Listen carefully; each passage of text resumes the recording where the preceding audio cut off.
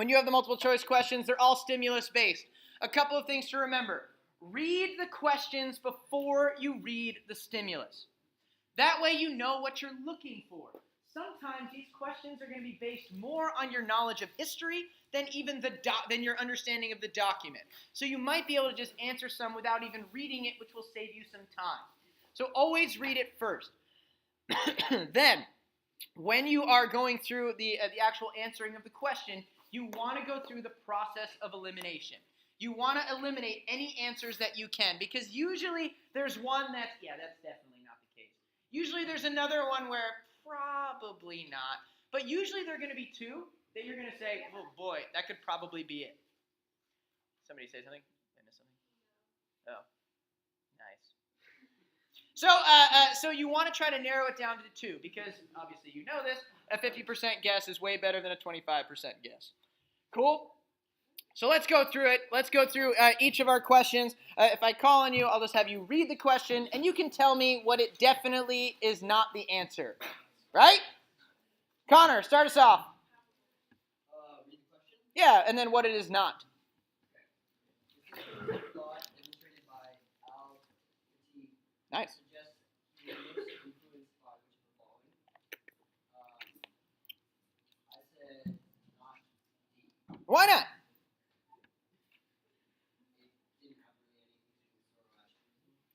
Yeah, and I would say that this doesn't really mention Jews, Christians, and Zoroastrians, as really they're not using religion in this document at all. Right? So it can't be D. Good. What else can it not be? Why can't it be A? Good. It's not during the Enlightenment. Actually, that's a great time period question. Fantastic. Post-classical era is not the era of enlightenment, because only Europeans can be enlightened. That's on recording. I should probably say that was a sarcastic comment, in that I said that only Europeans can be enlightened. But that would mean that the Swedes were enlightened, right, Emma? Oh, yeah. So, good. Okay, anyway, what else can it not be? Go ahead, Connor. Not D. Why not? It deals with Islam, not Yeah, good. And balance between humans and nature. Therefore, it is C. It is C. Greek and Roman philosophical principles of logic and empirical observation. Empirical observation means that there was some sort of scientific advancement. You know that one of the impacts of the post-classical era is hemispheric integration, which we'll get to in just a second, and you'll all go, yeah, I remember that.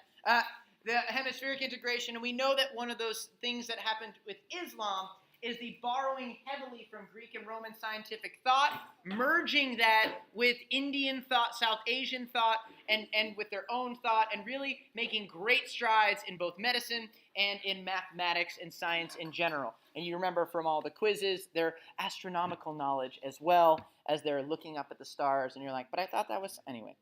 Good. Number 2. You have a question? 1? Go.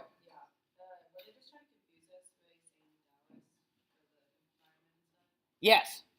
They're trying to say, do you really understand what they are going through? And in general, Islam's not going to have too much influence from Taoism. Taoism and East Asian religions in general aren't ones that really spread. Except for all of you who are like, boy, I wish I could be in the ocean right now and just like be on my water buffalo and go. But otherwise, it's not really going to be spreading that much. But I see what you're saying. Good. Okay, number 2. Who wants to read it? Isai, thanks for volunteering. All right. The passage by Al-Khatib is best understood in the context of which of the following? I said it could not be A. Why not? Because it's not talking about malaria or the Mediterranean. Good. The endemic presence of malaria in the Mediterranean. Malaria, yeah, okay, could. Malaria is more of a sub-Saharan African disease. That'll be something that spreads a little bit later. So I can see that. Good. What else can it not be? Why not? Right. And the spread of syphilis in Spain. That's great. Because we do know one of the products of European colonialism in the Americas is the Great Dying. But what isn't often talked about is how the Americans also smack... Hi, Sam. The Americans also smack Europeans back by giving them syphilis, which actually plays a major role in some people's artwork during this time period as well, which we don't have time to talk about in here. Good. What else can it not be? Why not D? Why not, Angie? Can increase the diseases with improvements. Does that make sense? Yeah, that doesn't make any sense. Boy, I've got great diet. I only eat kale and I get more diseases. That just doesn't really make any sense, unless of course the kale was organic and not washed, and therefore you're getting fecal matter, possibly some bugs because they're not spraying pesticides, and then something eats you from the inside, you die, which is fun. Good. Number three, Stanley. Gosh, I miss being able to say that. Stan the man. Wait, hold on, Stan. Let's wait till everybody's set and ready to go.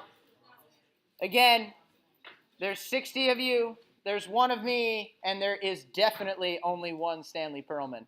So, go ahead, Stan.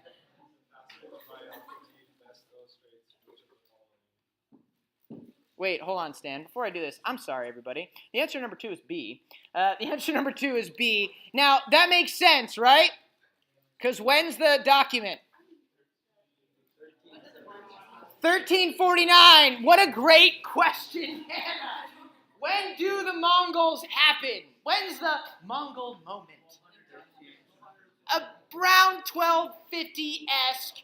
By 1300, the Black Plague has swept across Asia from China because the Mongols were, of course, throwing dead bodies with plague over the walls of Kaffa and then eventually making their way into Europe. So the Black Death has largely spread across that territory by that time period. So that is that College Board saying, do you know when the Mongols were?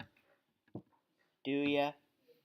And so that's something you want to understand for sure. Good. I'm sorry, Stanley. Number 3, what can it not be? Why not?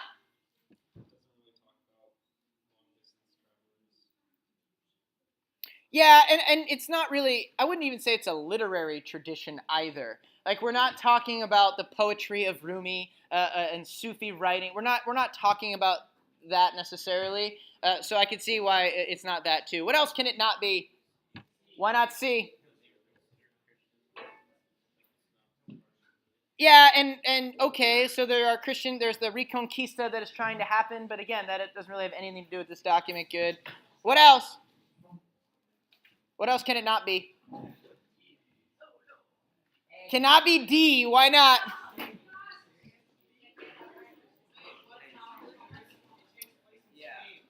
Well, that's true. So that's one thing that you want to say, that it does take place in Spain, so that's why B makes sense. But the efforts of Islamic missionaries to spread their faith along trade routes, do they do that? Absolutely. Absolutely. I will say this, though.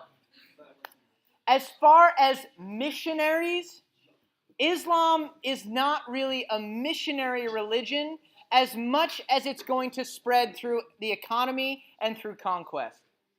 So for D, that's really a reason. Christianity, Buddhism, those are missionary religions, but those are kind of the only true missionary religions. Does that make sense? Islam certainly spreads, and I'm sure there are individuals whose goal it is to convert, but it's not necessarily a missionary religion. But it is definitely B. And one of the things you remember, largely because of the 7-Elevens and other buildings in town, is Al-Andalus, which is Muslim-controlled Spain, where you had the fusion of Islamic and Gothic Spanish architecture, culture, innovation, and that syncretism within Al-Andalus became a haven for the advancements of scientific and artistic traditions. Right? We remember Al-Andalus, Andalusian architecture, which is what Santa Barbara style architecture is. No, I don't remember that. Yes, Simone. Doesn't it say Granada, Spain, 1349 to 1352? Under the... Now, Simone, so whoever asked that question, because this isn't being recorded, whoever asked that question, I just want you to know, you should read the source. Sometimes they are really looking at questions like that. So that was good to know. And by the way, good job for catching that and pointing that out as a reason. That was good. Number 4, Elias.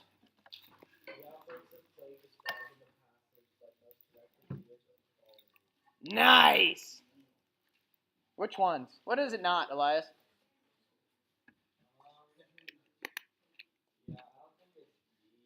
Yeah, why not?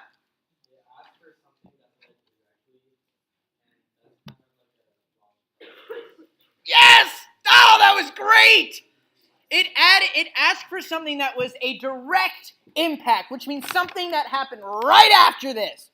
Number one, the Industrial Revolution doesn't happen until around when? 1750 in Britain, and that's really the early Industrial Revolution, not until the 19th century in most places. So for something to happen in 1300 and then wait 500 years and oh yeah, it was the Black Death, that would be a little bit too far removed. So good, not D. What else can it not be? Yeah, why not?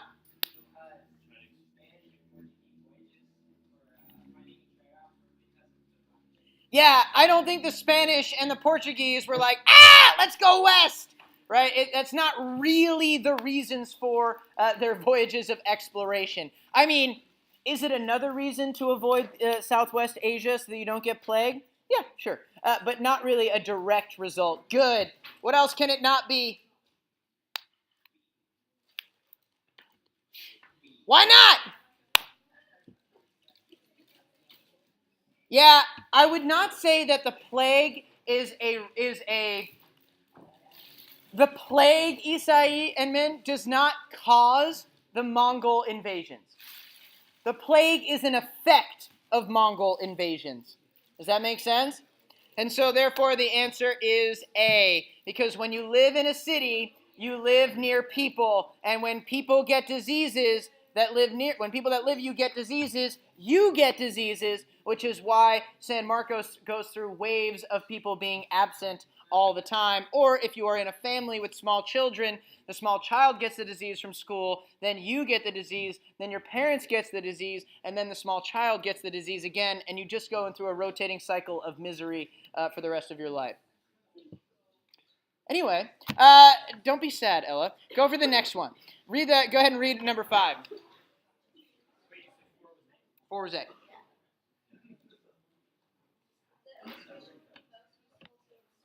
Listen.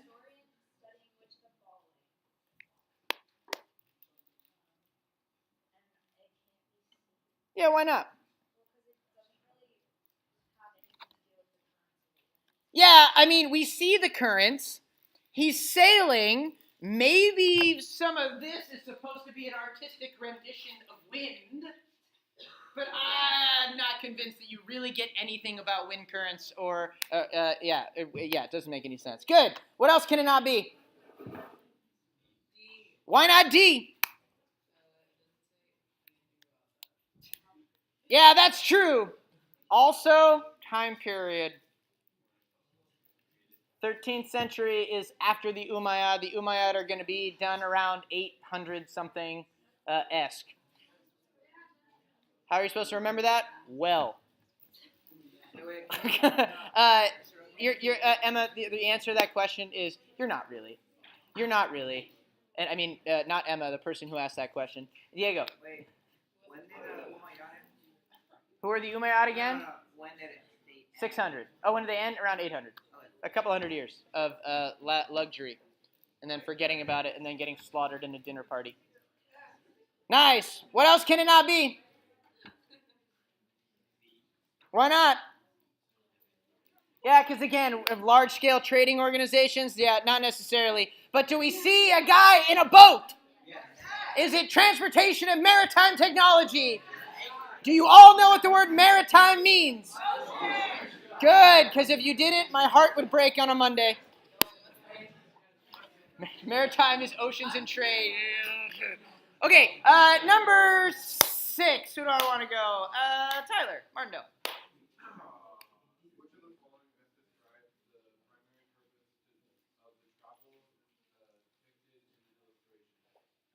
What do we got?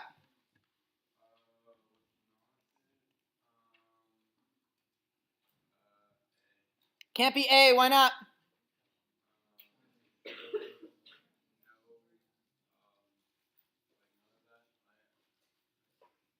Yeah, okay. Ladies and gentlemen, what is Mecca? It is a holy place. There's a meteor. Mecca is a holy place for Islam. What's the purpose of Mecca? For people to go there and create a black box. Great.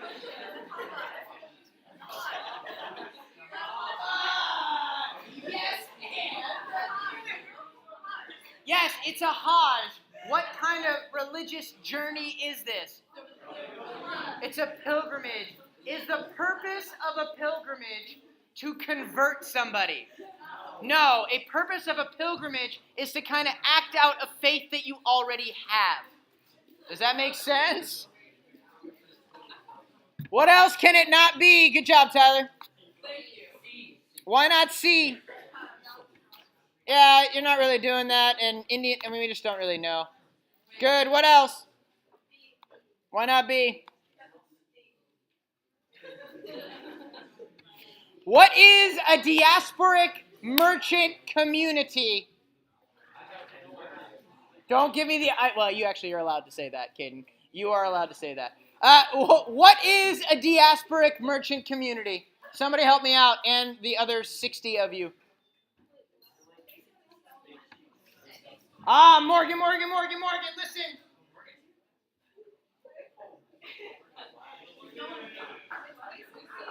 Ladies and gentlemen, listen. It's basically a settlement set up by some state or based on trade. You're right, it is a settlement. It's not even necessarily done by the state. A lot of times it's just done because of access to trade. You have a diaspora when there is a spreading out of a certain group. A diasporic merchant community are when merchants of a specific faith or ethnic group live in places outside of their original home. They live there, they maintain their own sorts of traditions, they don't assimilate into the population, they remain kind of who they are. That's what a diasporic community is. Islamic merchants were a diasporic community all over West Africa, Southeast Asia, and in Central Asia as well. Buddhist diasporic communities were in Central Asia and Southeast Asia. Christian diasporic communities, and probably the most pertinent diasporic community in Western society would be the Jewish diasporic community, which is why you had Jewish groups of Jewish people living in cities and towns all across Western Europe during the Roman Empire, and then after, of course, as well. Cool? Number 7, last one. Oh, go ahead. Why 6 is D. The whole idea of Islam, listen, again, side conversations, not helping. And if you're more than welcome to have side conversations, but just go home. There's probably more food there. The couches are probably more comfortable, and you don't have to listen or look at me. So where was I? Why is it by nature? So what does Islam do for a huge area? Now, again, we're going to talk about the theme of the post-classical era, but the whole theme is connecting the world of Afro-Eurasia. And so you want to understand, how does that world get connected? Well, Islam connects it, sure, largely by the spreading of an empire. But along with the empire spread, you also see the religion spreading. And anywhere that Islam goes, you have a common cultural tradition that binds people together, which makes interactions, trade, and other things way easier. Does that make sense? So it doesn't matter if you're a Muslim living in Indonesia or a Muslim living in Al-Andalus in Spain. You can speak, but not just the same language, because you might know Arabic, but also you have the same kind of understanding about how the world works and the supernatural and everything. So it connects you. Otherwise, you're very disconnected. You're all royals, no matter what your background. Welcome back, Caden. Welcome back. Too far. Okay. Good. Dominic! Read number 7. D. Shh. Everybody listen to Dominic. Yes.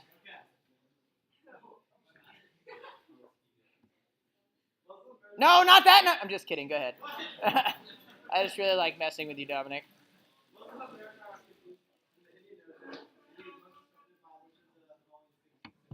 Woo! A little outside information. What can it not be, Dominic?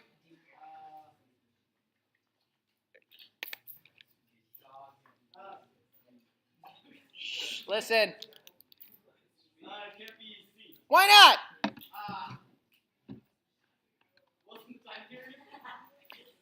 16th century development. Is there disease? Absolutely. Is this after the plague, though? Yeah. So it's not C, largely because we just don't have a huge epidemic like that. Good. What else can it not be? Why not A? Diego. I mean, his voyages were, yes, to spread commerce, but they weren't ready to impose imperial control over the Indian Ocean. Yes! Exactly. So Zheng He is going to be active in the 16th century. He actually might have stopped by that point. But in Zheng He's fleet, you did. It was gone already. Yeah, that's what I figured. So Zheng He, number one, is no longer doing his trade routes because the Ming Dynasty says, no, outsiders, keep China for the Chinese, it's safe. Right? So you have China essentially retreating. So it's not going to be Zheng He. In addition, Diego brings up a good point. Even if you remember Zheng He, who was a Muslim eunuch ironically sailing around the Indian Ocean with massive Chinese junks, if you do remember Zheng He and you say, okay, I don't remember he stopped, he wasn't out there to control trade. He was out there to just walk around and flex the whole time, showing China's absolute power and authority. Because China had power, and they wanted everybody to know about China's power.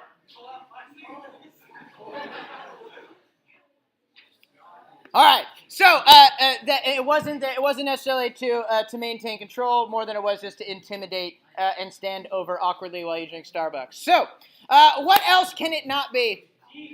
Yeah, why not D? Yep, very good. That's exactly what they're testing you on. Excellent. Is that all the other ones? So 7 is, of course, B. Because we know what happens in the early modern era. Europeans smash their way into Indian Ocean trade. Great. Okay, so ladies and gentlemen, I'm going to transition this out. Last week, my goal was to just go over the AP essay rubrics. And I know for those of you that are in my class currently, you can and should roll your eyes because you know these rubrics like the back of your hand, because every week on Monday when you get your essay back, you of course refer back to these and say, yeah, why do I have those numbers? Don't give me any sort of faces. I'm going to assume that you're all doing that. So, what I'd like to do is go through these essay rubrics together, just so that we can make sure that everybody's on the same page. So, I just want to show you really quickly. You have access to these under resources, and again, we're transitioning, so I need your cooperation as we are transitioning. Okay. Yeah, early morning. Essay formats under resources. If you click on that, you see that I have a folder for DBQ, thesis statements, and LEQ. LEQ stands for long essay question because historians need stupid acronyms for just about everything. And it used to be FRQ, free response questions. But anyway.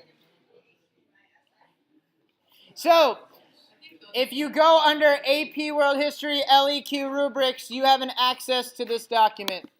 So, here we go. Long essay questions. There are 3 types. The first type is a cause and effect essay.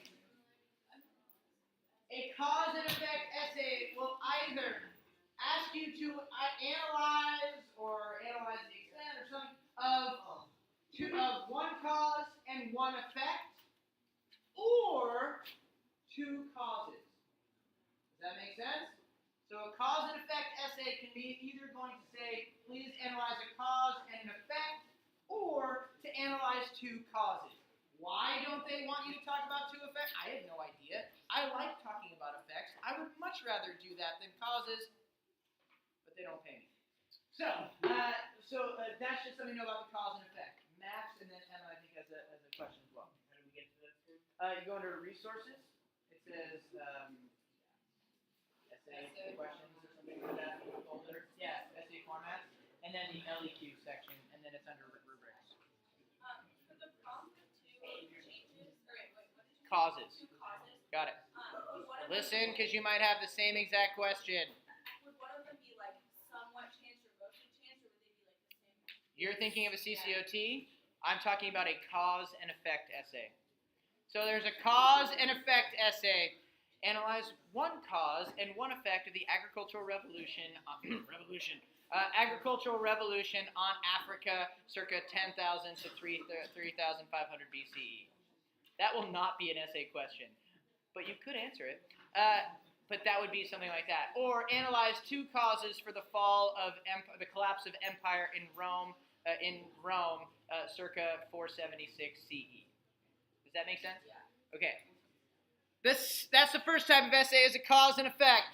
The second type of essay is a compare and contrast, or similarities and differences, where they will ask you between two places and one theme to find similarities and differences. So, for example, the development of religious traditions in South Asia and East Asia. Compare and contrast it. What's a similarity and a difference? Not like right now, but I'm just giving you examples to say. That's a similarity and difference. The third type of essay is your favorite. It is the CCOT, changes and continuities over time, where they will give you a massive time period, usually that spans between two of our eras, and you have to talk about, according to one theme, what has changed and what has stayed the same. Does that make sense? Three types of essays. The nice thing is, and this is actually a change, somewhat of a change from 2 years ago. It used to be that each of those essays had a specific outline that you had to follow and a specific rubric. So you had to remember all these different things depending on what type of essay it was. The College Board has changed that. It is one rubric for all of those types of essays. Does that make sense? Which means it doesn't matter if you're doing a cause and effect, a compare and contrast, or a CCOT. Your essay format will stay the same. Yay! And the essay format is this. You have 4 paragraph essays. 1 introduction paragraph, 2 body paragraphs, and 1 conclusion paragraph. Does that make sense? 4 paragraph essay. That's another thing that changed. It used to be 5 paragraphs, you lucky duck. So it's a 4 paragraph essay. The first paragraph is going to incorporate 2 major things that you're going to be graded on. And in fact, your first paragraph is 1/3 of the points that you can earn. Because the first thing you're going to do in your introduction paragraph is you are going to contextualize. What they want you to do is to relate the topic of the prompt to a broader historical events, developments, or processes that occur before, during, or continue after the time frame of the question. So how I have taught students to do this, and some of you may remember this, or have completely forgot all about me because I'm apparently traumatic, is I want you to funnel people into your essay. Oh gosh, some of you just threw up a little bit. I remember this. You want to start with in general, what's going on in this time period? What's the theme? You then want to move into, what is the topic of the essay? What theme is this essay discussing? What's the topic? And then you want to introduce whatever place or places that you're going to be discussing. What that does is says, hey, here's what was going on. Here are those ways of the world. Here are those trends that were happening during this time period. Here's how those trends relate to this topic of the essay. And here's how those trends and topics are playing out in this specific place. Does that make sense? It's just getting people ready for what you are doing. They want to know, do you understand those general trends in history that have made dramatic impacts? This is 1 point.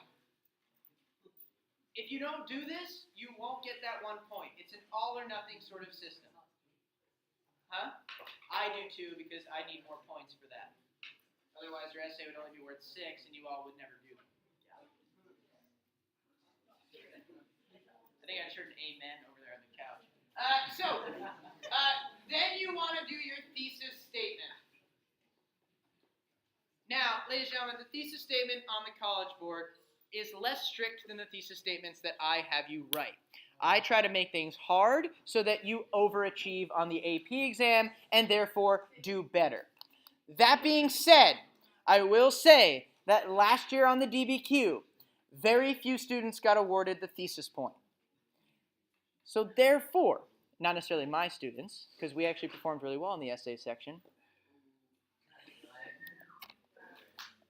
I don't know, it wasn't me, I didn't write them. But the idea is you want to make sure you do this. You want to make a claim that responds to the prompt, and you want to make sure you talk about everything in that prompt. So in your thesis, Isai, you want to make sure that you have everything that the prompt also has. You want the time period. You want the main idea. What is the prompt actually talking about? A change in continuity in the economic systems of. You want whatever places are there. And then you want to make a claim.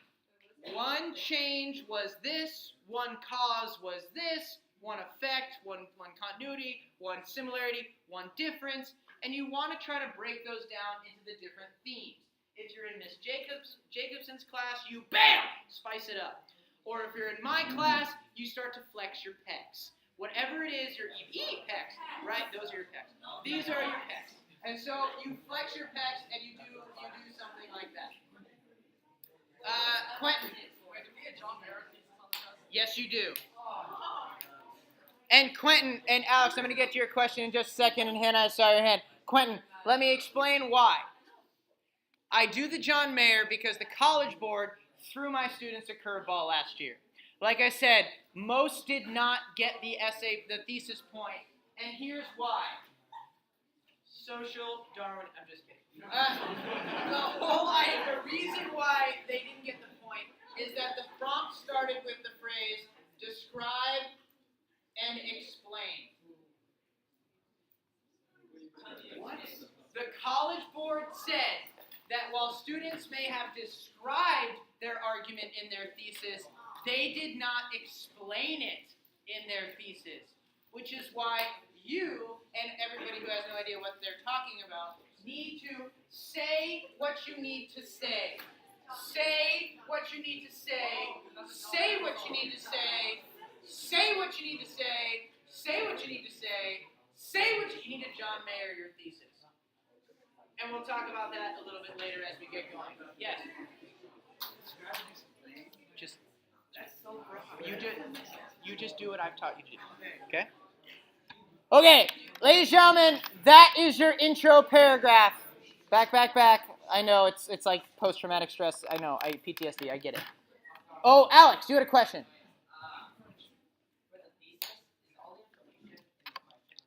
Everything that you need is in that question. Jack? 1 point on the thesis, which means your intro paragraph is 2 out of 6 points. Right? That's a lot of points. Yep. So, sure. So, ladies and gentlemen, here we go. Then you go into your body paragraphs. Your body paragraphs is where you have to flesh out an argument. It used to be that in AP essays, you could simply take all of the information that is in here, cycle it through your stomach, and vomit it out on the page, and it didn't matter whether it was organized or not. They just wanted you to say, here's absolutely everything that I possibly know. That does not get you the point anymore because they were tired of reading people's lists. People would just list evidence that they remembered. They want you to craft an argument. So after you've introduced the argument, you've made your claim, you now have to prove it. So you're going to start by just going through your basic arguments. You'll have a topic sentence that will explain one of the points of your thesis. One change during this time period was blank. One similarity was blank. Remember, and you not to tell Miss Bagdanov this, or Mr. Kuroshek, or Miss Keene, or definitely not Miss Thompson, because she's like, she is too good. So you do not tell them this, but you are not writing a flowery English feelings essay. You want to say things straightforward. I want you to take your hand and smack the reader across the face. Make it obvious for them. Don't make them read. They're reading 800 essays. Don't make yours hard. Don't write metaphors. Don't write it in rhyme and meter. Just make it easy. One change was this. One similarity was this. One continuity was this. Does that make sense? Quentin? No. And here's the reason why, Quentin. They don't give you a number because it varies on the prompt. If they give you a prompt where they think you should have a lot of pieces of evidence, they may expect up to 9. No. In fact, they've even had up to 10, I think, or even maybe 11 at points that they wanted. No, the whole essay. The whole essay. Yeah, exactly. So, Quentin, what I'm trying to say to you is this. 6 is a good rule. Okay? Especially since they're only asking you for one similarity and one cause and one effect. The rule of 3 is a pretty good one. The reality is it's hard to remember 6 pieces of evidence, right? Especially because, when we get back to evidence, your evidence has to be specific and relevant to your argument. So, if you're talking about post-classical Islam and you talk about Osama bin Laden, while he is Islamic, that has nothing to do with the time period. So you have to have specific and relevant pieces of evidence. That means names. That means dates. If you can remember statistics, go for it. If you remember events, if you can remember those key terms, you know what some really great evidence is? Those terms in the back of each chapter. Oh, I hate IDs. But those are fantastic pieces of evidence. Make sense? And you need to use them.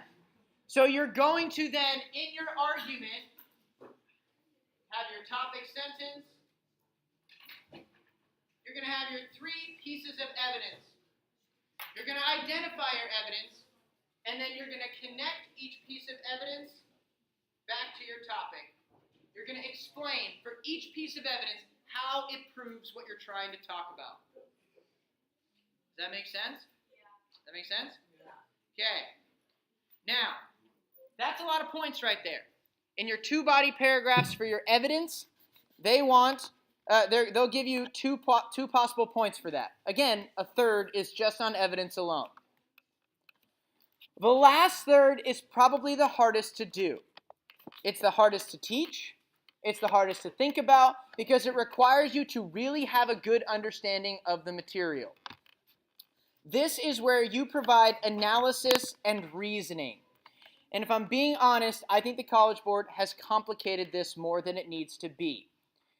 So I'm frustrated, but we deal. Here's what you have to do in general.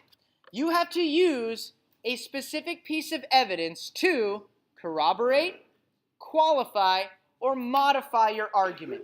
What I mean by corroborate is strengthen. Help find evidence that works with exactly what you're saying. Qualify, to help to understand a certain degree.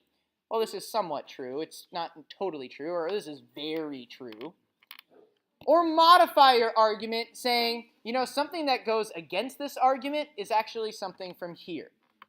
In general, they want you to either go further into your argument or extend your argument, which is why I break it up into 2 possible places. I say, just for safety's sake, you want to do something at the end of your body paragraph and then do something else in your conclusion. At the end of your body paragraph, you want to provide an analysis. In general, here's what you want to do. You're introducing your topic. One similarity was this. You're proving that they're similar. And then at the end, you are providing your reasoning or your analysis. Why were they similar? Why were they different? Why is this a cause? Why is this an effect? Why is this a change? Why is this a continuity? Does that make sense? Your topic sentence is just one sentence. Each evidence point, probably 2 sentences, because you're identifying and you're explaining it. Your analysis statement should be between 2 and 3 sentences. Now, that's a lot. That's a lot. I say do it on both body paragraphs. Why? Because I'd rather you have more opportunities to get the point than less. Jack.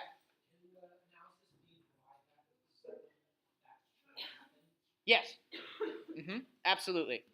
Here's Andrew. The answer to that question is, of course, yes. I would save that for your conclusion paragraph. I'm going to get to that in a second. So the College Board gives you all of these wonderful options that all of you love and have read and studied over and stressed over, of course.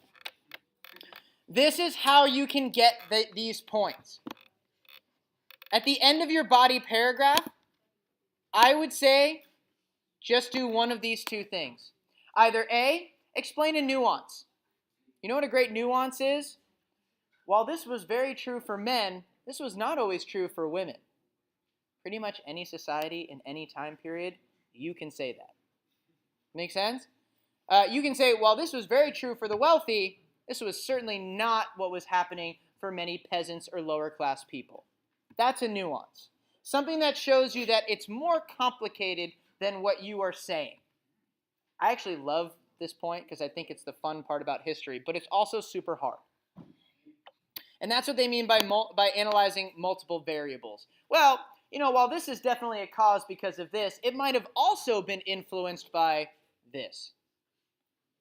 Does that make sense? This would be at the end of your body paragraph. It's your analysis statement. An easier way, I think, is doing this, where they just say, explain both your similarity and your difference, or your continuity and your change, or your multiple causes, or causes and effect.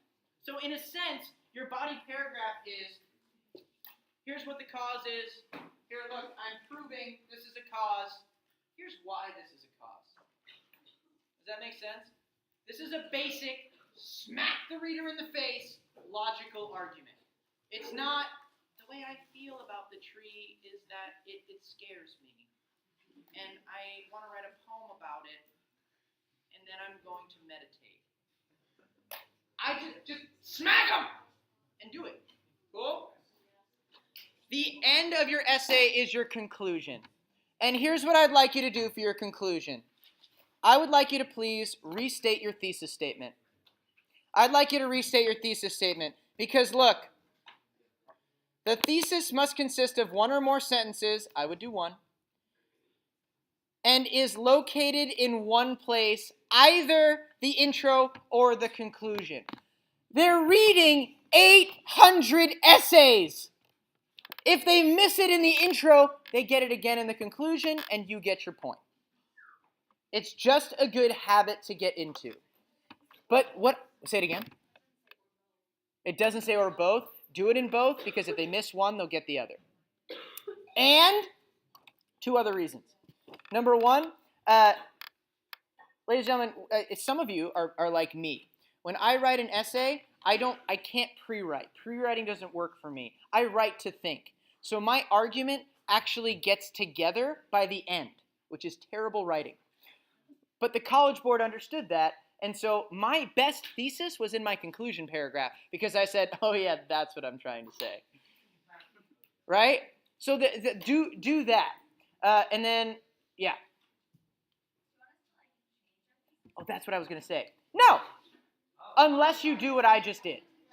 Unless you improve it. I say, listen, you've got 40 minutes to crank out an essay. Just repeat the same thing that you did. You can use different words, but you don't have to. No, you can't copy and paste because there is no copy and paste function. Oh, okay. Last but not least, in your conclusion paragraph, is your second opportunity to get the analysis and reasoning. Oh, perfect. And in order to get that, I say extend your argument in one of three ways. Either corroborate or modify your argument by talking about something that happened in another place or in that same place, but in a different time period. Within and across time periods. So while something might have happened in China during Mao Zedong's reign, well, maybe there was something similar to Qin Shi Huangdi. And talk about how there is that connection. You can talk about confirming it by saying across multiple themes. While politically this was also true economically. While rulers during the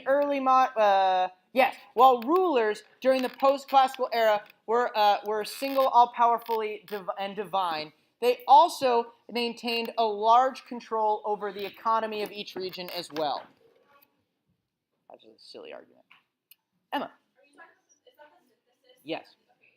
So let's say we do a really good job doing our analysis and reasoning throughout our essay, and we don't do the synthesis. You might get the point still. Okay.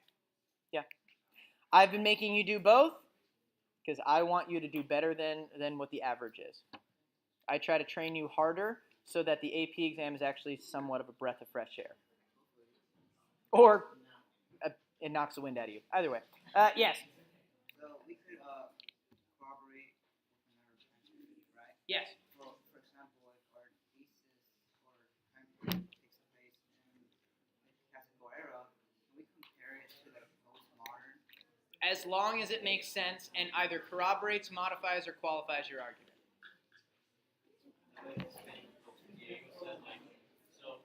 Ladies and gentlemen, this might be your exact question.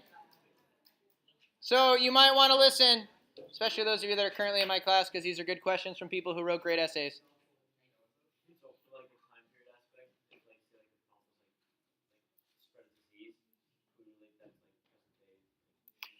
So it's a good question. So a lot of people are talking about whether or not they can connect things to present day. The answer is it depends on the prompt. And the answer is it depends on your argument. So what you want to avoid is, because I'm not kidding you, this is what people are going to do on the APS, especially in APUS. Oh my gosh. People are going to say, this is just like Donald Trump. That might be true, but it has to make sense to your argument. Does that make, it has to make sense. So, as long as it logically fits. If you're making a huge stretch, then I'd be careful. But if you're saying, people still use this strategy to maintain power, or disease is still a major issue, and we still struggle with the same thing as proven by this, that's fine. But people always want to relate it back to something that they know that is current, and that, if it's not done well, will be harder to do than if you just do another place in that same time period. Does that make sense? That's a good question. Max? Yes, exactly. Again, it's got to be related, though. Got to be related. It has to corroborate, enhance your argument. It has to qualify it. It has to say, like, well, this is true to some degree. Or it has to modify and say, well, this isn't always true. In fact, something that goes against my argument is this. You want to show complexity. Because, ladies and gentlemen, I introduced this extremely quickly in the beginning of my class. History is extremely complicated. It's what makes history so much fun. Yeah. Because there's so many different... I couldn't tell if that was sarcastic or if everybody else is now going, oh, Diego. But history is complicated. And so they want you to show that you understand that and show the ways that historical complexity has been brought to your attention. Cool? Make it complicated, like all your relationships. Yes?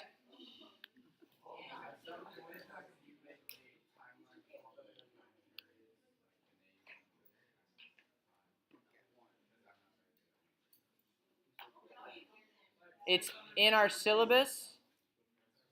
It's, I think, on the test thing.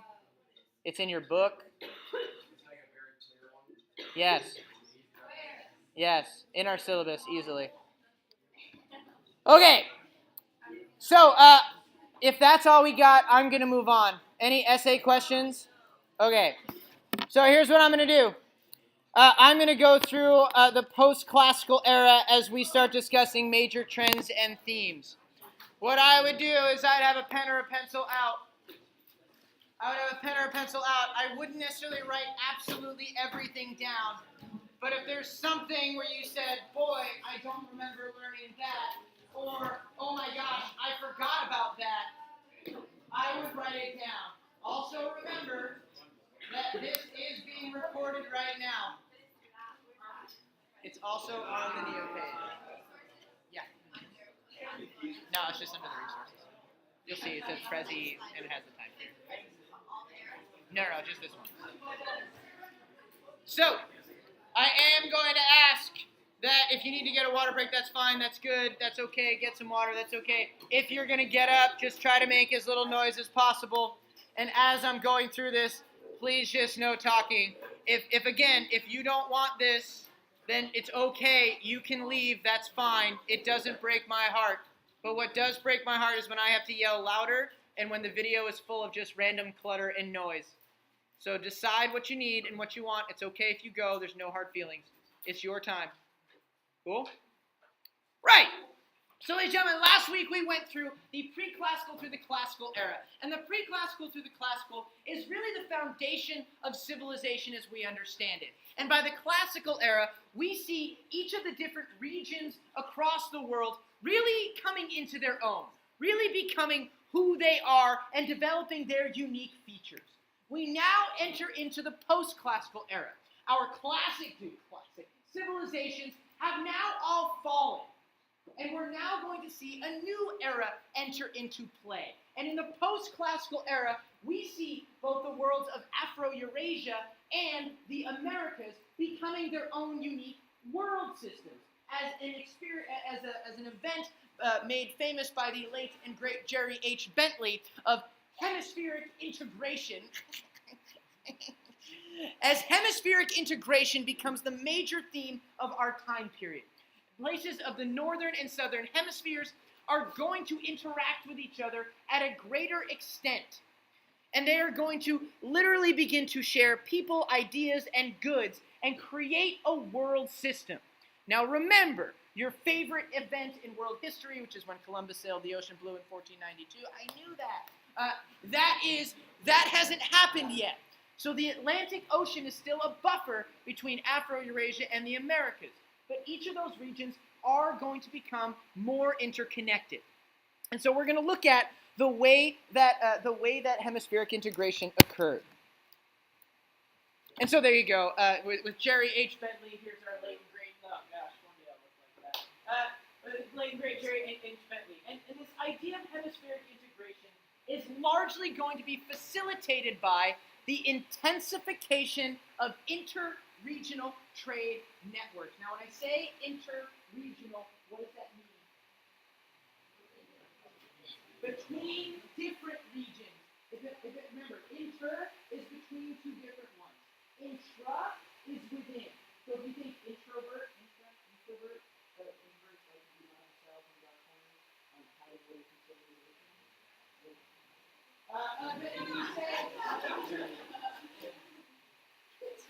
No, Hannah's different because her cats are all over Instagram. And so, that is not true? Okay, fair enough. Easy. Okay, look at him myself in the dark. As we go through, inter-regional trade networks. Now, these are inter-regional trade networks that have been going on since the pre-classical era. And again, if you had the good history teacher who's Miss Jacobson, you read through the article Southernization, and you understand that all of the wonderful things that the world enjoys largely came from India. How? Well, through the Indian Ocean Trade Network. You also know that the Roman Empire and the classical Han Dynasty also had interactions through trade through the Silk Road, and of course, we know that even connections between sub-Saharan Africa and Europe and Northern Africa were occurring as well. So it's not like during the pre-classical and classical eras there was no trade happening.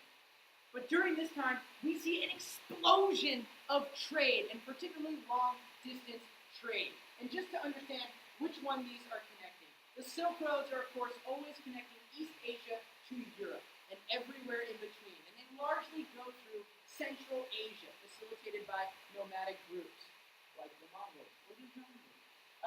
The Indian Ocean Trade Network, again, using monsoon winds and the Indian or Arab invention of the lateen sail and the dhow, they are going to be traveling across the Indian Ocean, which is why, by the way, Africa as a major diet is, or bananas are a part of an African diet. Bananas came from Southeast Asia, went to Madagascar, across the Indian Ocean, and then entered into mainland sub-Saharan Africa after that.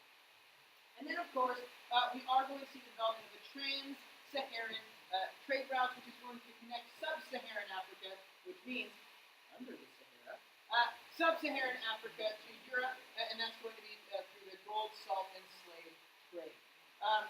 Just to see, I forgot that I put some of the major things. Along the Silk Road, obviously, silk is a major good that's going to be transported.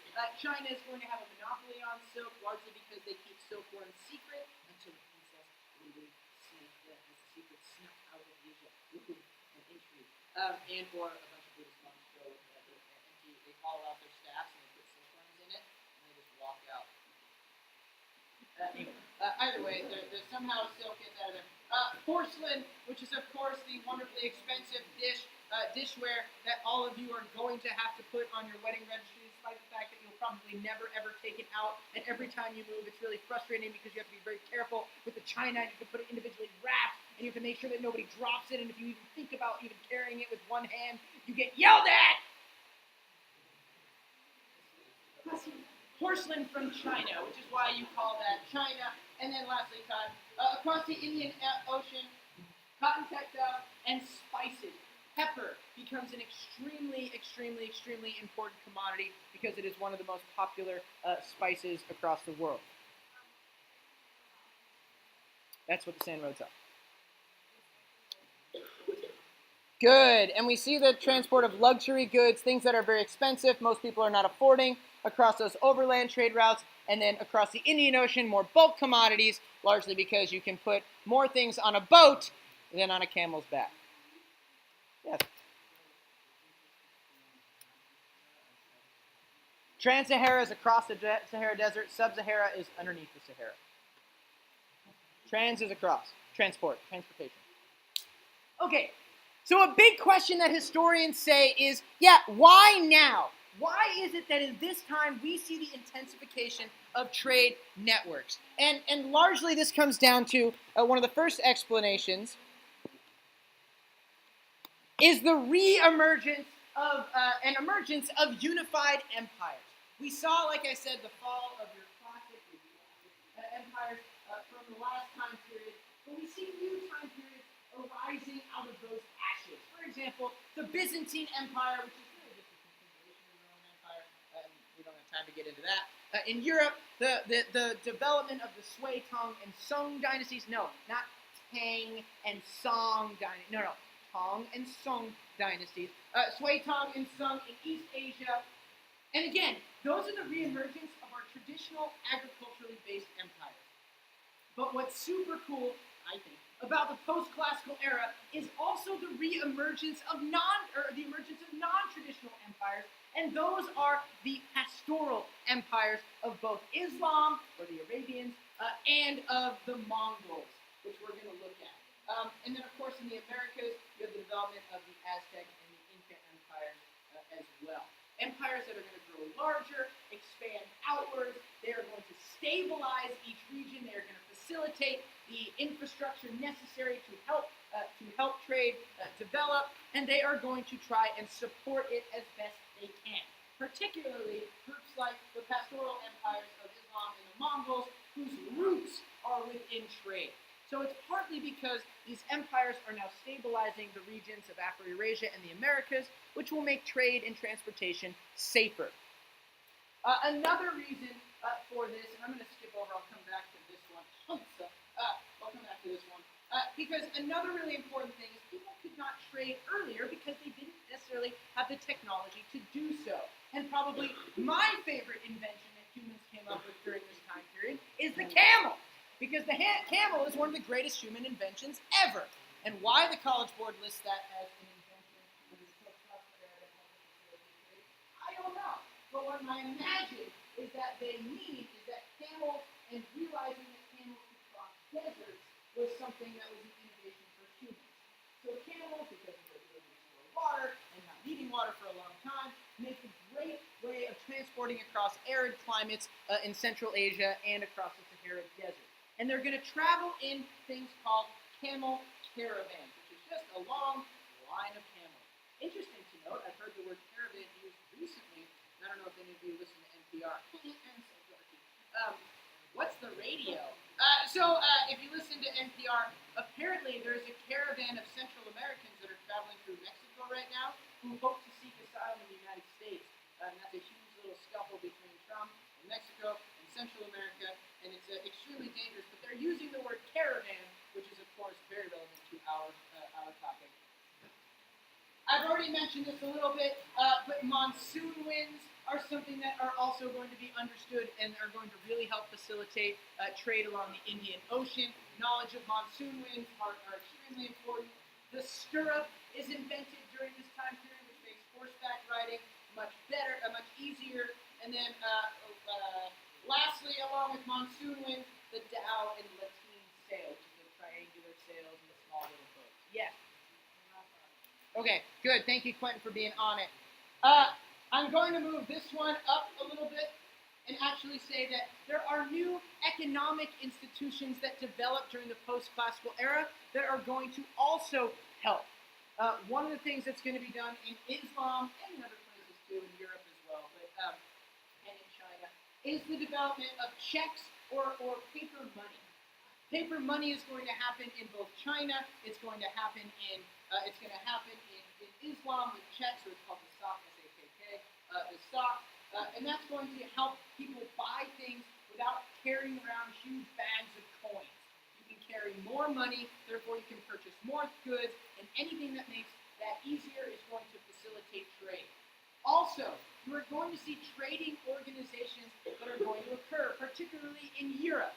One of the groups that I personally hate because they've kept the Norwegians down was the Hanseatic League, which was a group of German trading cities in the Baltic. What? The Baltic. The Baltic is that northern part of Europe, in between Europe and Scandinavia. Scandinavia's a part of Europe. Yeah, I know. But mainland Europe and Scandinavia, and that is largely dominated by these groups, and they called it the different cities Hansas. And so they were the Hanseatic League, and of course they did political intrigue and made sure that Scandinavia did not unite as one, because if they had, well, you're welcome. It would have been a much better society. Personally, I think. Yes. Or somebody else had a hand up too.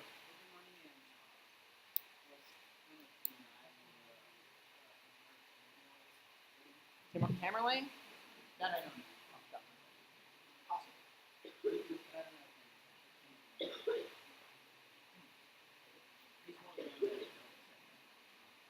Okay.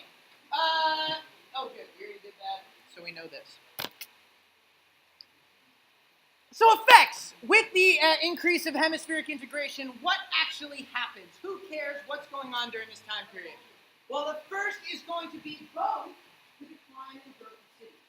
Cities will decline, as we talked about, because of disease especially. More people interacting with each other, more people getting sick because, oh my gosh, wash your hands one time.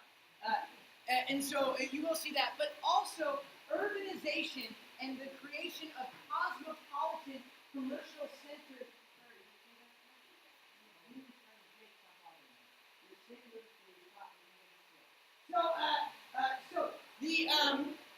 You're going to also see urbanization, the growth of trade cities, because merchants are going to continue to travel. Cities are always places of commerce, and so cities are going to pop up along trade routes because people are going to be exchanging goods.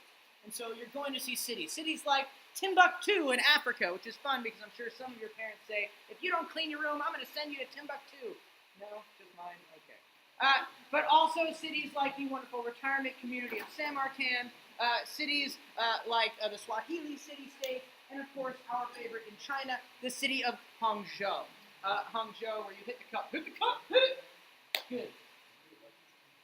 Oh yeah, Hangzhou, my favorite dish, juicy lemon. What, Mr. Froling? Okay.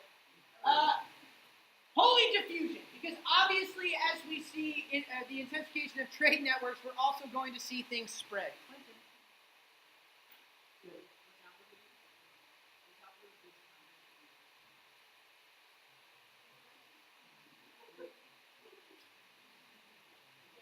Eight to 12. No printing. We are going to see languages spreading. Now, ladies and gentlemen, particularly we're going to see the spread of Turkic language. A large diffuser of goods and people, and Islam largely, are the Turkish-speaking people, Central Asian nomads. They are going to spread all the way from Anatolia into India as well. So you're going to see the spread of Turkic language. Arabic is beginning to become a dominant language in West Africa, in the Indian Ocean, because of the spread of Islamic merchants. And then, of course, we know the language of Chinese, which is going to spread to Japan, to Korea, and to Vietnam. These are going to be languages that will be adopted and syncretized with local traditions as well, which is why Korean and Chinese and Japanese have a lot of similarities. There are some differences, of course, but they have some similarities. You're going to see cultural traditions. Obviously, Islam, but Christianity is going to spread. Buddhism is going to spread. Holy Borobudur, the wonderful Buddhist monument in the island of Java, is one of the best examples of the spread and syncretism of culture. You're going to see scientific knowledge is going to spread as well. Things like gunpowder from China. Things like the decimal and zero from India. Things like medicine, surgery. Ladies and gentlemen, if you are a crusader knight that got wounded in the crusade, you better pray to God you get found by a Muslim. Because if you get found by a Christian, you are going to have a cross carved in your forehead and some holy water sprinkled on you. If you get caught by a Muslim doctor, you actually have a chance for survival because they were very good at doing different types of surgeries. I believe the first eye surgery might have been through in the Islamic world. And well, I know the Aztecs were doing brain surgery at some point. Anyway, so you see that. You're going to see the diffusion of crops, which is a huge important thing to remember, especially in China, as it helps to increase the population to great extent because of the fast ripening rice called champa rice from Vietnam. Yeah, champa rice. So you gotta chomp it. And then, of course, as all of you know, the plague spreads, which is what happens at San Marcos usually at the changing of every season.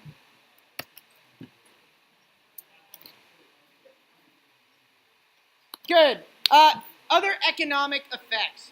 Of course, you're going to see agricultural production due to improved agricultural technology. I'm going to be honest, I don't know a whole lot about this, but something that I do know is the Persian windmill just spreads everywhere. The Persian windmill is going to help with certain production of agricultural goods. In addition, we talked about champa rice as well. You are going to see you're going to see a new iron plow developed in China. Eventually, Europe will also have the heavy plow as well. And so you're going to have different improved technology that spreads around. I've talked about this a little bit, but you also see different labor organizations, the way that people are going to be doing this. Now, this is actually a really important thing to understand. Despite the fact that there was no Instagram during the post-classical era, despite the fact that you see, despite the fact that we see an increase in trade, despite the fact that we see that, you have to understand a majority of the world is still heavily invested in agriculture. Agriculture remains the dominant way that people are living. But trade and the increase of market economies is going to have an impact on agricultural and the way agriculture works. And one of the things is that agriculture is going to become increasingly commercialized.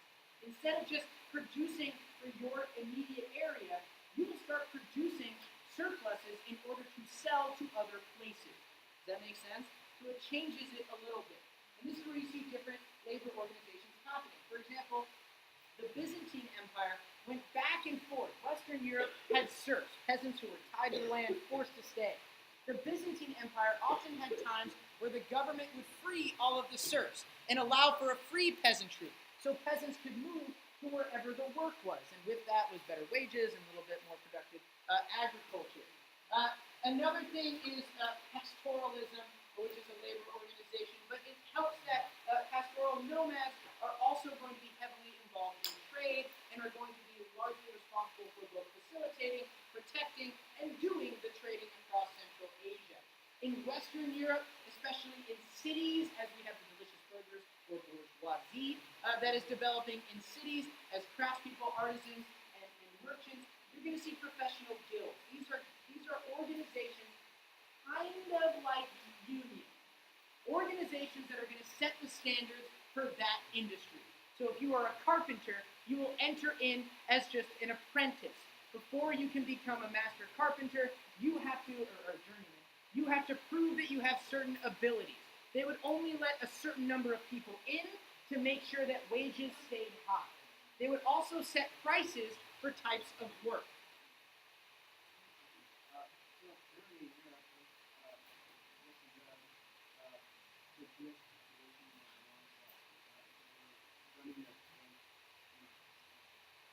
What?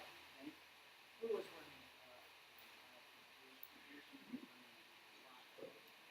Jewish people kind of inserted themselves into that occupation.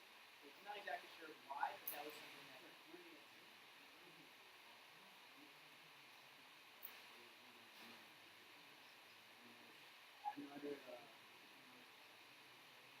I don't know. I would look that up. I wouldn't put like too much. Yeah. Okay. It is, that's true. So, ladies and gentlemen, another way is coerced labor system. Now, I'm using that on purpose because coerced is a word that the College Board will use. There is going to be labor where people are forced. Now, slavery is obvious. Slavery, or particularly with the slave trade from Western Africa, it is Muslims who are buying and selling and buying slaves from West African kingdoms. And they are going to be ending up in homes across Europe, but mostly within the Islamic world. Most of those slaves are domestic servants, but you do see the development of plantation agriculture along the islands off the coast of northern Africa.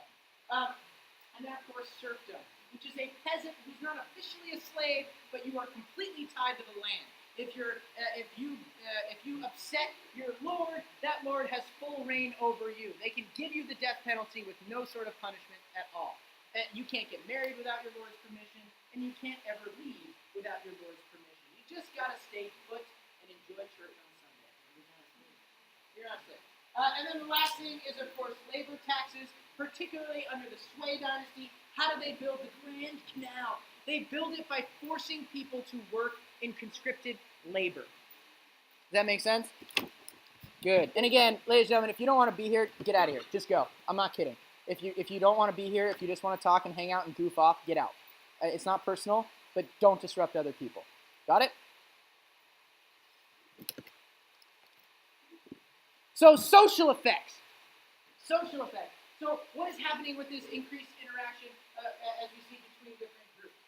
Number one, you're really going to see the maintaining of traditional caste and social hierarchies. And in fact, you're going to see, in some senses, the tightening of that as well. Particularly as those who are wealthy, landed aristocrats are going to do everything they can to maintain as much control as possible. You see this in India, of course, using Hinduism and the caste system, and that makes sense. Even as Islam transfers in, you still see the caste system remaining. But you also are going to see the practice of feudalism. Now, feudalism is going to be most popularly known in Western Europe, as you have the king on top, the nobility next, who are going to be responsible for owning the land. And really, a king is just a slightly more powerful noble. And usually the nobility has a lot of influence over those kings because the nobility is the only one who is able to raise up their own private army and challenge the power of the king. And the king's army is usually manned by and led by other nobles. So the relationship between the king and the noble is fairly precarious one. These places under feudal societies are also heavily militaristic. That's why they have knights that are going to be professional warriors and why knights and people in the nobility are the only ones who are allowed to carry weapons, particularly swords. You can ask Morgan Jensen more about how to get away with carrying a sword in feudal Europe, because I think that's what you get her walking in the ages in. Or if she didn't, she was really like that topic. I don't know why. Anyway, and then underneath that is going to be a large peasant class. A large peasant class that is dominated by the nobility and by the king, and of course that's going to be put into different laws and different things. While this happens in Europe, don't forget this happens in Japan. It's called Heian Japan, Heian. Japan is medieval Japan. Instead of a king, they are going to eventually have shoguns, military leaders that are going to exert control. There is an emperor, he doesn't really do much, because of this blue design, which sounds like a great job to me. I could definitely do that. You see, you then see the wealthy landlords are called daimyo. Their professional military men are called samurai, as many of you know. And then, of course, you have a large peasant agricultural population. Question? Okay, perfect. So good. With the expanding of trade and with interregional interactions, you actually see patriarchy increasing, because work that was formerly allowed for women, as it becomes more lucrative, it gets taken away from women. Now, the biggest thing is textile work in cities in Europe. Same thing happens to women in China, and of course, many of your favorite things, as I zoom in to show you, is in China you have the practice of foot binding, which is wonderful because it's so cute. Those are her toes, and just squish, and then it's so dainty and cute. I just want to give her a foot massage. Anyway, so foot binding is a wonderful example of patriarchy tightening across the across. Good, you break it. You literally snap it, and then you wrap it. Snap it and wrap it. Nice. You snap it and wrap it, and that's why the toes are right here. Usually it's done when you're a little bit younger, and usually you can't really walk, but if you're that wealthy, yeah, people can carry you. Another example of the effect of interregional interaction is, of course, golden ages. We are going to see both China and Islam go through a time period of increased artistic, cultural, and scientific advancement. Because with the interaction of people comes the sharing of ideas. With the sharing of ideas, you now also see an increase in technological innovation. And so this is going to be particularly in the Tang and the Sung dynasty. As you see things like gunpowder, paper making, movable type, acupuncture is developed during this time. In Islam, you see especially, in Islam, you see especially this because within Islam and Islamic society, you have a new class or group of people that are going to play a very prominent role. And that is the educated elite. Those who are not only educated in the Quran and Islamic studies, but also in science and mathematics. And they are going to be the ulama. And anywhere that Islam spreads to, you're going to see ulama class there as well. They are also going to set up their own universities called madrasas. And so you have the spread of learning, particularly because of the development of a common cultural identity. With that, again, the reason why you love math so much is because you use Arabic numerals. These are all Arabic. Thank goodness for the Arab Empire, or Europe would literally know nothing about anything. Because it's the scientific revolution is going to draw off a lot of the developments from the Islamic world. Also in the Song dynasty, you have the first mechanized clock that will get developed. And the same thing goes for China as well. Because of the presence of Confucianism and Neo-Confucianism particularly, you see the importance of education.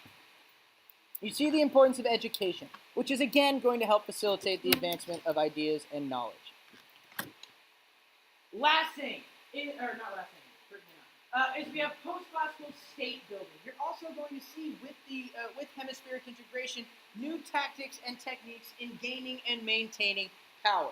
You do see the continuity of traditional techniques, of course, men ruling over women, and really single out powerful divinely ordained rulers, religion being used to maintain authority, and, of course, keeping your aristocracy happy. And you're also going to see the use of military force and large professional army. I mean, holy Mongols, who were able to organize their military into swift, different units of, was it, tens and what's it called? Yeah, tens, hundreds, thousands, I know. What's that called? That's funny. Kristen said that too. Anyway, you see a well-organized army that is able to conquer great forces. The Byzantine are going to do that as well in trying to reconquer the Roman lake or the Mediterranean under Justinian.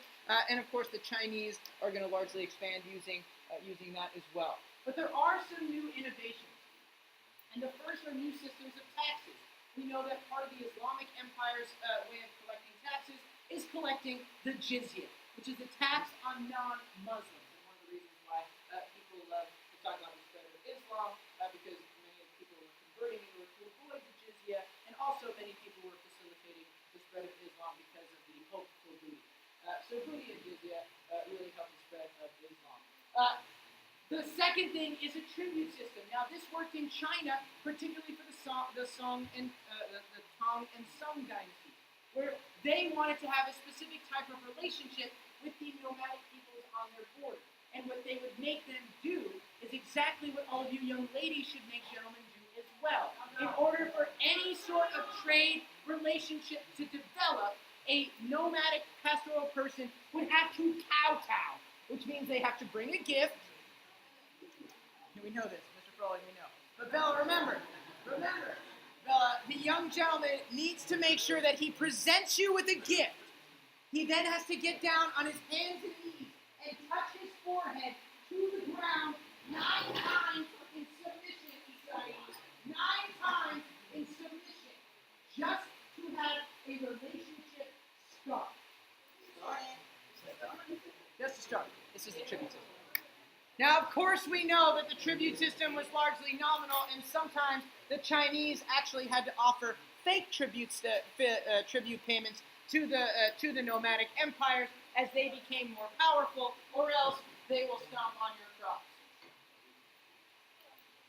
You're going to see adaptations to different religious traditions. For example, Caesaro-Papism in the Byzantine Empire, having the ruler be both the head of the state and the church. Including Caesaro-Papism, I would also talk about the caliph in Islam that played both a religious and a political role as Muhammad's successor. And then, of course, organization of your different empires. Some, not many, but some are going to see the division of their empire into little mini-states. This will happen in Italy under the different city-states, and yes, the Pope had his own. They were called the Papal States. What do you think about the Pope in charge of his own army and ruling over his people, collecting taxes and tuitions? The city-states in Italy, and then of course, after Genghis Khan dies, probably drum falling off his horse, after Genghis Khan dies, his sons and grandsons split up his empire into the different ilkhanates, or khanates.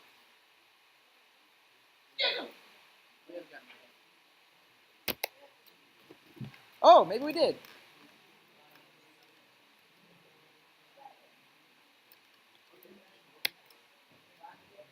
No, we didn't, but let's talk about the schism.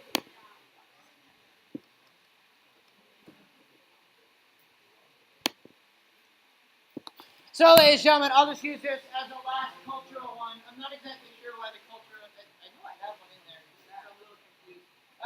So, ladies and gentlemen, another impact of the post-classical era and hemispheric integration is, of course, not only the diffusion of cultural traditions, but the syncretism and challenging of cultural traditions.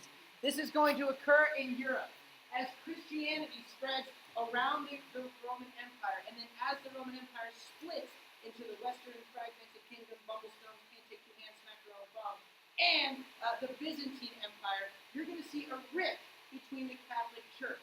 The Roman Catholic Church in Western Europe is going to claim higher, more divine power, while the same was going to be true for the Eastern Orthodox Church as well, which we'll call the Schism of 1054, which is what all of you will say in the Middle Testament tomorrow.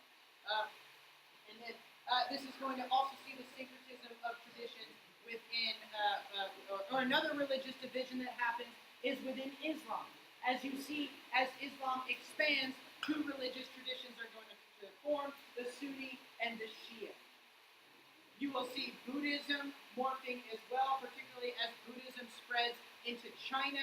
It will form into Tibetan Buddhism, which has more emphasis on magic and other sorts of meditation, and it's also got more divine things as well.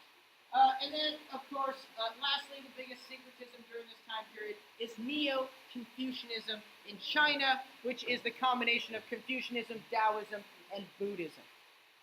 So you have not only the syncretism of, not only the spread of cultural traditions, but the syncretism and sometimes the creation of new ones. The last new tradition I want to talk about is, two of them actually, has to do with Islam as it spreads. Sufism is a major spreader of Islam. Why? Because it focuses more on the personal relationship with Allah than the more strict, legalistic religion of Islam. And that's where you have the Sufis who want to find a way to connect or be one with Allah, usually through dancing, through taking of certain substances, and my favorite is singing. Until they reach union with Allah. So that is that. And then, of course, as Islam eventually spreads into India with the delicious Delhi Sultanate, as we see individuals who are going to violently spread it into northern India, you're also going to see the syncretism of Islam and Hinduism into Sikhism. Sikhism. Good. I did? Sufism? Divine Faith, Akbar? That's next period. Yeah, but Akbar is not till later. So, ladies and gentlemen, that is the post-classical era. Now, here's what I'd like to do with our last, I love this, 12 minutes remaining. Let's do some essay prep.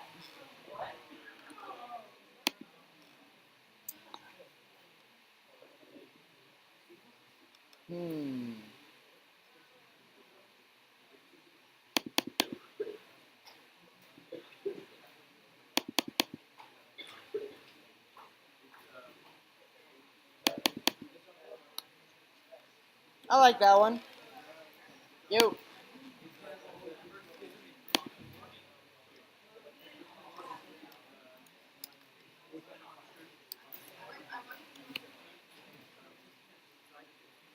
right. So here's how this is going to work. I've highlighted a prompt. I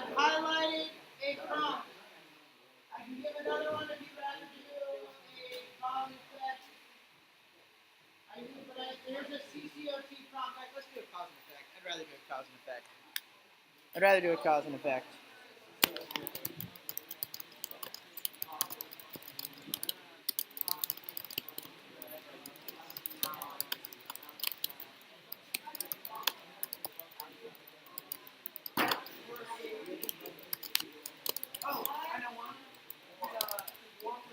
Okay.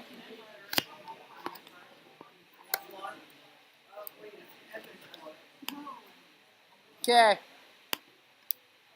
So, ladies and gentlemen, we'll practice a cause and effect. Here you go.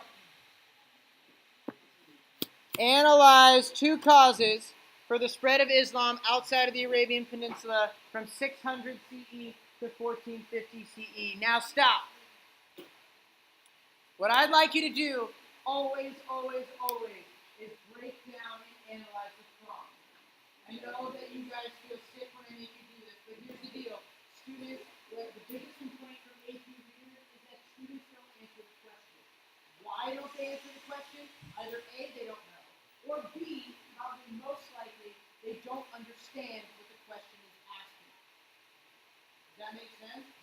So, what I would like you to now do is let's just read through the prompt and how do we read this prompt. Number one, anytime you see the word analyze, what do we do? Right, if you're in Miss Jacobson's class, you want to, bam, put some spices nice on that, right? So you want to spices nice. So you want to break down into the different themes. Two causes. What kind of essay is this? Cause and a cause, not cause and effect. Good. Cause and a cause. It's a causation essay. I know, he said you should read this. Like he did with his interview one day. That was awesome. For the spread of Islam outside of the Arabian Peninsula. So, that's your main idea. The spread of Islam outside of the place, Arabian Peninsula. So you're not going to say, this is what Muhammad did, because Muhammad isn't alive for the spread outside of the Arabian Peninsula. You want to know, why does Islam spread? Hold on. Does that make sense?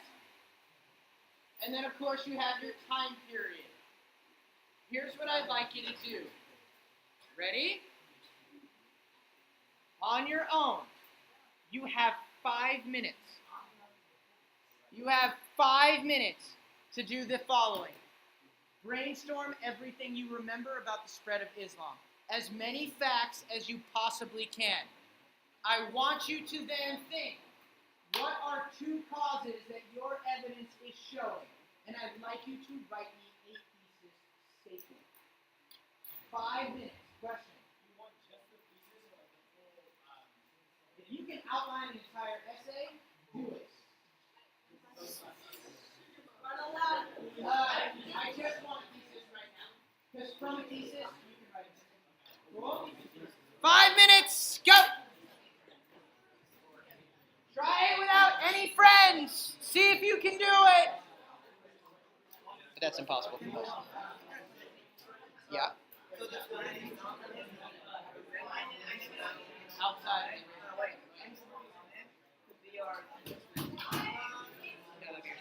Oh yeah, contextualization, sure.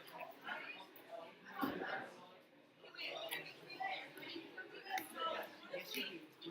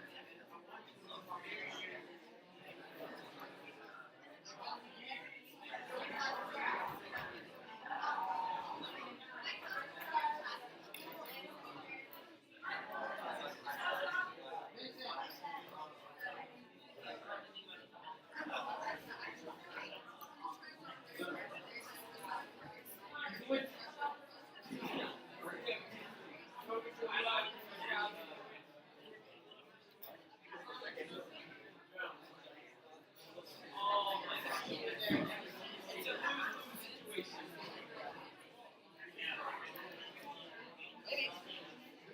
the attraction to new knowledge.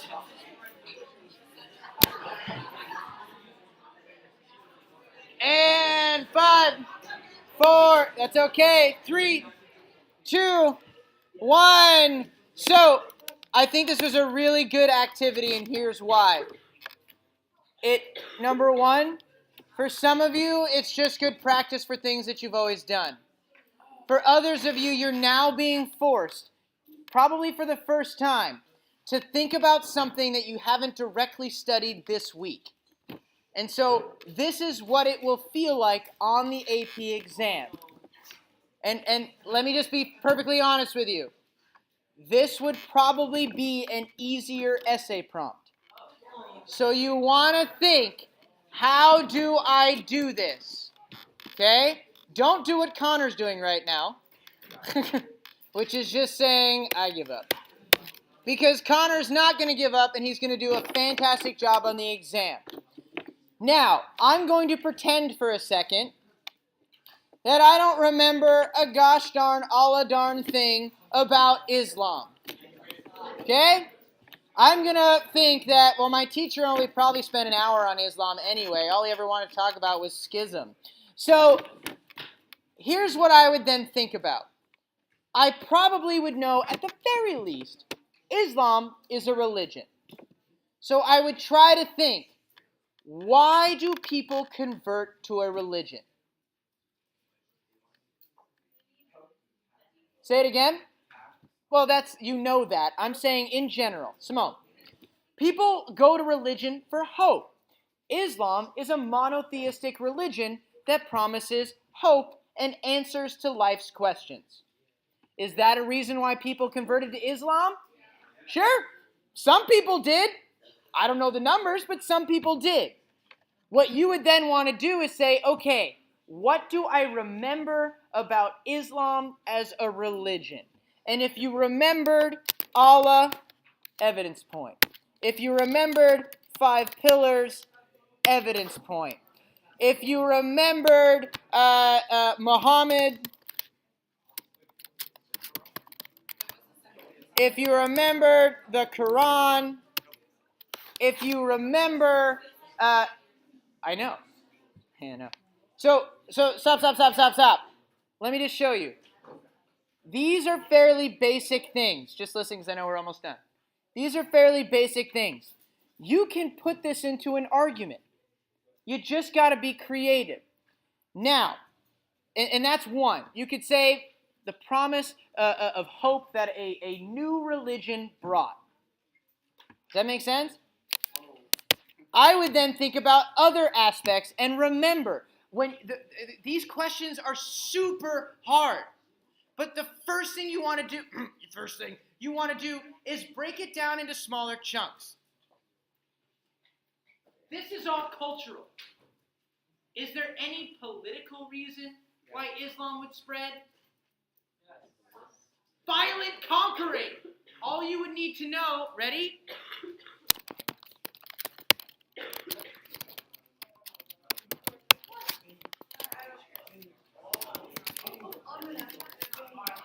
No, that's after. Ladies and gentlemen, stop. Yes, Spain. Yes, Spain. Gosh, all Andalus, just to one-up you. All Andalus. So, ladies and gentlemen, what I just listed, the Umayyad dynasty, the first Islamic dynasty, the Abbasid dynasty, the second one, the Delhi Sultanate, as the Turks begin to take over and they get bored, they spread it outward and they go to India.